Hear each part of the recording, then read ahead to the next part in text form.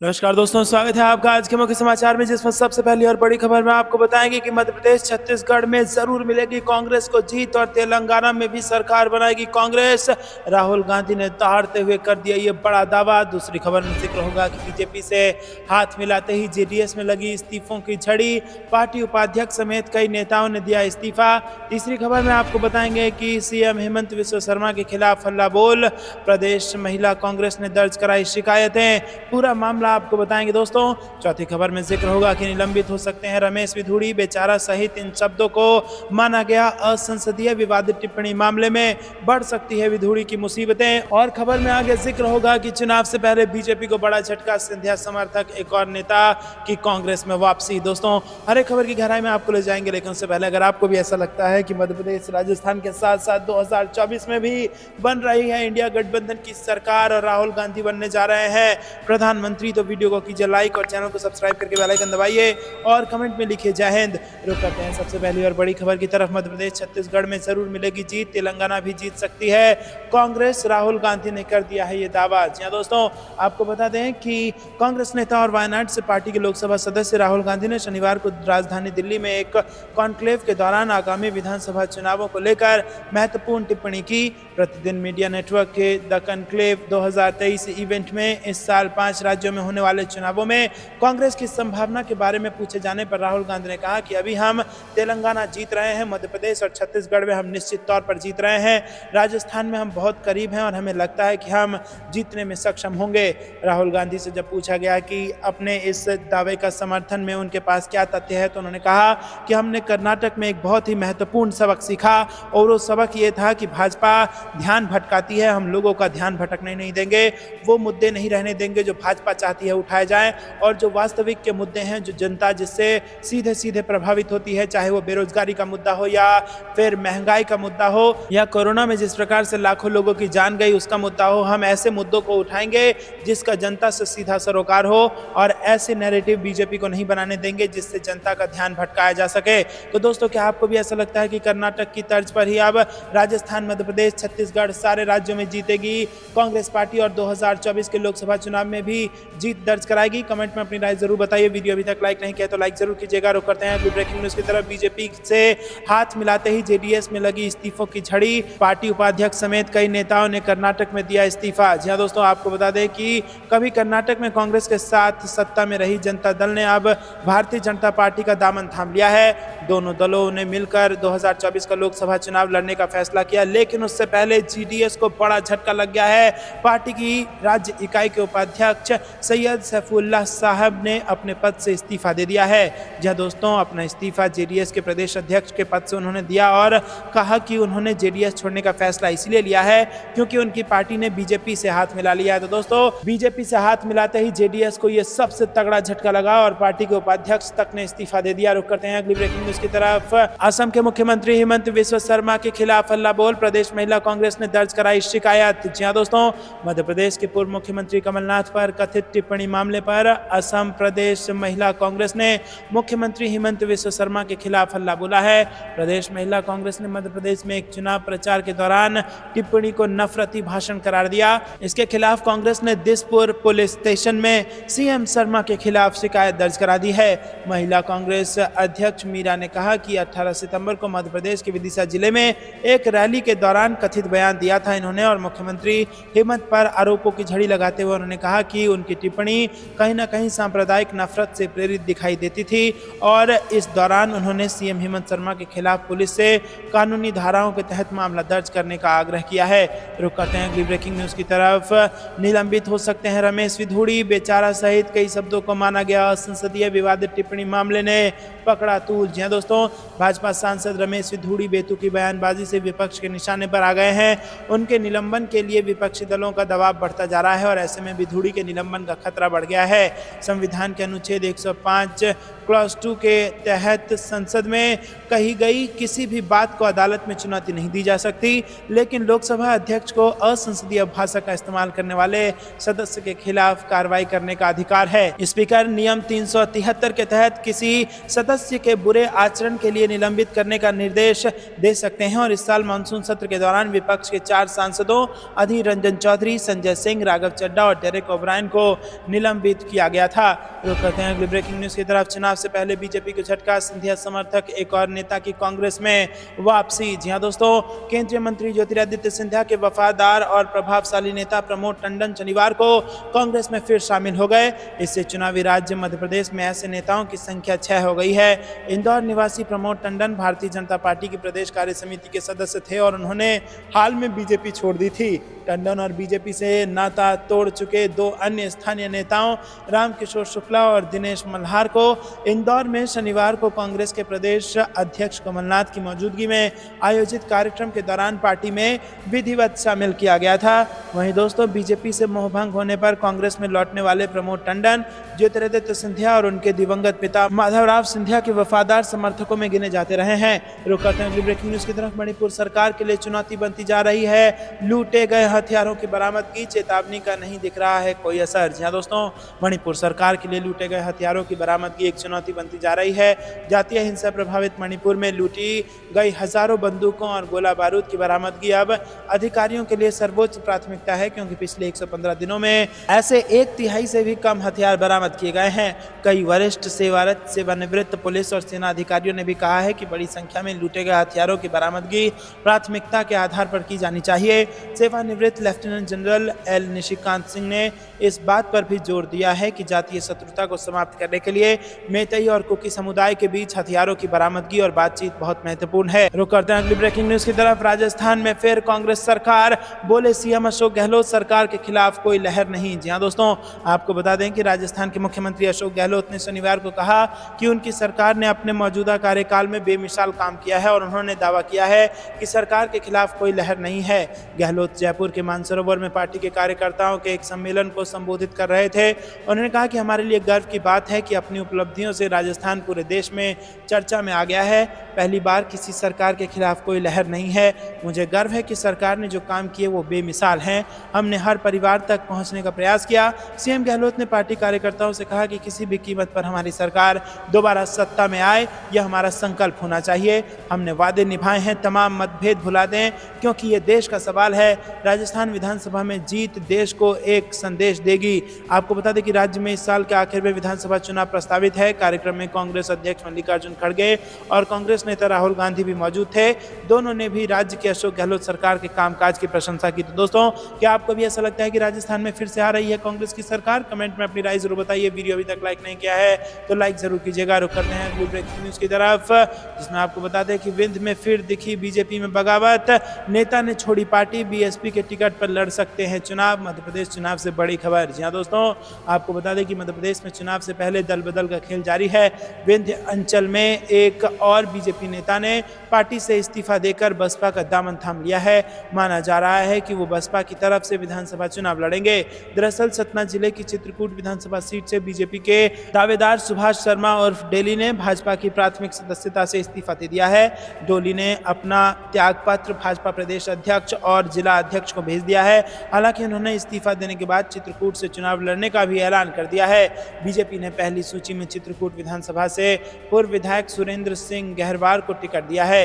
रुक करते हैं ब्रेकिंग न्यूज की तरफ। भाजपा जेडीएस गठबंधन को तगड़ा झटका, भाजपा नफरत फैलाती है, हमें इसके साथ चुनाव लड़ना मंजूर नहीं, जेडीएस नेता सैयद सैफुल्लाह ने इस्तीफा देते हुए कहा। जी हां दोस्तों, आपको बता दें कि जेडीएस ने जैसे ही भाजपा से हाथ मिलाया, जेडीएस और भाजपा दोनों में भूचाल मच गया कर्नाटक में। और आपको यहाँ पर यह बता दें कि राहुल गांधी ने जो भारत जोड़ो यात्रा निकाली थी और उसमें जो मोहब्बत की दुकान कर्नाटक में राहुल गांधी ने लगाई थी, उसी मोहब्बत की दुकान ने आज जेडीएस और भाजपा दोनों का ही सुपड़ा साफ कर दिया। क्योंकि आपको बता दें कि जैसे ही जेडीएस ने भाजपा के साथ अपने गठबंधन का ऐलान किया, वैसे ही जेडीएस नेता सैयद सैफुल्लाह ने इस्तीफा देते हुए कहा है कि भाजपा नफरत फैलाती है। जी हां दोस्तों, भारत जोड़ो यात्रा के दौरान राहुल गांधी भी गली गली जाकर यही कह रहे थे कि ये लोग नफरत फैलाते हैं, हम मोहब्बत की दुकान खोलने आए हैं। और और नफरत हारेगा, मोहब्बत जीतेगी, और इसका असर कर्नाटक में देखने को मिल गया। आपको क्या कुछ लगता है कमेंट में जरूर बताइए। वीडियो अभी तक लाइक नहीं किया तो लाइक जरूर कीजिएगा। रुक करते हैं अगली ब्रेकिंग न्यूज की तरफ। महिलाओं के साथ धोखा हुआ है, सरकार ने पाखंड दिखाया है महिला आरक्षण बिल पर, बोले कर्नाटक सीएम सिद्धारमैया। जी हां दोस्तों, आपको बता दें कि कर्नाटक के मुख्यमंत्री सिद्धारमैया ने महिला आरक्षण बिल की राह में बाधाएं खड़ी करने को लेकर बीजेपी के नेतृत्व वाली केंद्र सरकार की आलोचना कर दी है। उन्होंने कहा कि बीजेपी ने बिल में जनगणना और परिसीमन की बाधाएं डाली हैं और इसके लागू करने का समय भी बहुत लंबा तय किया गया है। ऐसा करके बीजेपी ने दिखाया है कि वो कितनी पाखंडी है। लंबे वक्त से पेंडिंग पड़ा महिला आरक्षण बिल गुरुवार को ही संसद से पास हुआ है। भले ही संसद से महिला आरक्षण बिल पास हो गया हो, मगर इसे तभी लागू किया जा सकेगा जब अगले परिसीमन का काम पूरा हो जाएगा। 2026 के बाद होने वाली पहली जनगणना के बाद ही परिसीमन का काम पूरा किया जाएगा। इसके अलावा लोकसभा और राज्य विधानसभाओं में महिलाओं के लिए सीटें आरक्षित करने की व्यवस्था लागू होने के 15 साल बाद खत्म हो जाएगी और इस बिल के जरिए महिलाओं को लोकसभा और राज्य विधानसभाओं में 33% आरक्षण दिया जा रहा है। महिला आरक्षण नाम से आयोजित हुए एक सेमिनार में बोलते हुए कर्नाटक सीएम सिद्धारमैया ने कहा कि अगर बीजेपी सरकार सच में महिलाओं को आरक्षण देना चाहती है तो उसे इसे लागू करने के रास्ते में बाधाएं खड़ी करने की जरूरत नहीं थी। दोस्तों, आपको क्या कुछ लगता है कमेंट में जरूर बताइए। रुक करते हैं अगली ब्रेकिंग न्यूज की तरफ। सामना में केंद्र पर निशाना, पुराने संसद में 10 साल बाद कोई नहीं टिकता, इसीलिए ज्योतिषी की सलाह पर बनवाया गया नया संसद भवन। जी हाँ दोस्तों, क्या सिर्फ ज्योतिष के कहने पर करोड़ों रुपए फूंक दिए गए मोदी सरकार द्वारा? क्योंकि आपको बता दें कि देश की नई संसद की इमारत को लेकर अब तक देश भर के नेताओं के अलग अलग बयान सामने आ चुके हैं और इसी कड़ी में शिवसेना के राज्यसभा सांसद संजय राउत ने एक नया बयान दिया है। शिवसेना के मुखपत्र सामना के जरिए संजय राउत ने केंद्र की मोदी सरकार पर निशाना साधा। उन्होंने लिखा कि ऐतिहासिक संसद भवन पर तो ताला लग गया, लेकिन नई इमारत में क्या इतिहास बन पाएगा? इस तरह की महान शख्सियत आज कहाँ है? शिवसेना सांसद ने अपने लेख में लिखा कि नई इमारत गोपमुखी हो, इस तरह की सलाह भी ज्योतिषी ने ही दी थी। ज्योतिषी के अनुसार नई इमारत को बनाया गया और एक तरफ हमारे वैज्ञानिक चांद पर पहुंच गए हैं, वहीं देश के नेता सत्ता न चली जाए इसके डर से नए संसद भवन का निर्माण कराते हैं। दिल्ली में ज्योतिषियों और बाबाओं की चलती है। उन्होंने कहा कि दिल्ली की सरकार अंधश्रद्धा और अंधभक्तों के घेरे में घूम रही है। देश चलाने वालों के मन में अंधश्रद्धा, ग्रह और कुंडली का प्रभाव है। मौजूदा संसद भवन 10 सालों बाद आपके लिए शुभ नहीं होगा। 10 साल बाद यहाँ कोई टिकता नहीं है, तो ऐसे में नए संसद भवन का निर्माण कराओ। और इस तरह की ज्योतिषी सलाह मानकर नए संसद भवन का निर्माण किया गया है। रुक करते हैं अगली ब्रेकिंग न्यूज की तरफ। मध्य प्रदेश से बड़ी खबर, कमलनाथ का शिवराज सरकार पर बड़ा हमला, बोले कमीशन पाने के लिए दिए जा रहे हैं बड़े बड़े ठेके। जी हाँ दोस्तों, मध्य प्रदेश कांग्रेस अध्यक्ष कमलनाथ ने राज्य पर बढ़ते कर्ज और सरकार की कमीशन खोरी को लेकर बड़ा हमला बोला है और कहा है कि कमीशन पाने के लिए कर्ज लेकर बड़े बड़े ठेके दिए जा रहे हैं। कांग्रेस कार्यालय में संवाददाताओं से चर्चा के दौरान मुख्यमंत्री शिवराज सिंह चौहान द्वारा किसी तरह के आर्थिक संकट न होने की बात कहे जाने को लेकर पूछे गए सवाल पर कमलनाथ ने कहा कि राज्य सरकार ने कितना कर्ज लिया है वो सबके सामने है। ये पता कर लीजिए कि एक साल में कितने बड़े बड़े ठेके दिए हैं, जिसमें कितना प्रतिशत एडवांस लिया और कितनी रिश्वत ली। ये कर्ज लेते हैं, बड़े बड़े ठेके देते हैं, अपना कमीशन बढ़ाते हैं, इसकी पूरी जानकारी मेरे पास है। दोस्तों, रुक करते हैं अगली ब्रेकिंग न्यूज की तरफ। राज्यसभा की विजिटर गैलरी में लगे राजनीतिक नारे, प्रियंका चतुर्वेदी की मांग, दोषियों पर हो कड़ी कार्रवाई। जी हां दोस्तों, आपको बता दें कि संसद के विशेष सत्र के दौरान महिला आरक्षण बिल को लेकर दोनों सदन लोकसभा और राज्यसभा में काफी बहस हुई। नए सदन में कार्रवाई को देखने के लिए दोनों सदन के विजिटर गैलरी में कई विजिटर्स भी उपस्थित रहे। हालांकि गुरुवार को राज्यसभा की गैलरी में उपस्थित कुछ विजिटर्स के खिलाफ शिवसेना उद्धव बाला साहेब ठाकरे की सांसद प्रियंका चतुर्वेदी ने राज्यसभा के सभापति जगदीप धनखड़ को पत्र लिखा है।